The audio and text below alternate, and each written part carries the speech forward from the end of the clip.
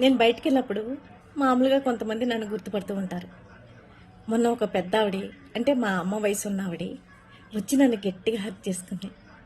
అమ్మ, నేను మీ వీడియోలు చూస్తాను, నువ్వు చాలా కష్టాలు పడ్డావు, నువ్వు ఏడ్చినప్పుడు నాకు కూడా ఏడుపు వచ్చింది అని చెప్పింది.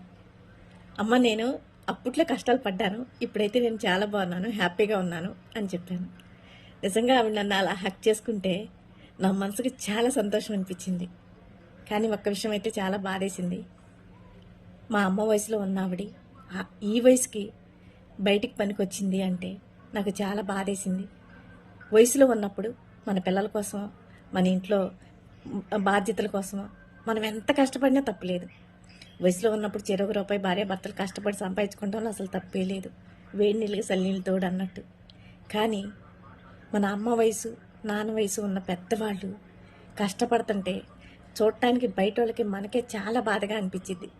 అలాంటిది పిల్లలుండి కూడా, ఎంతోమంది ఉండి కూడా నిజంగా అట్లా ఇంకా బాధ్యతను ఎత్తినేసుకొని ఇంకా కష్టపడుతున్నారు అంటే మాకే ఇంత బాధగా ఉంది కదా.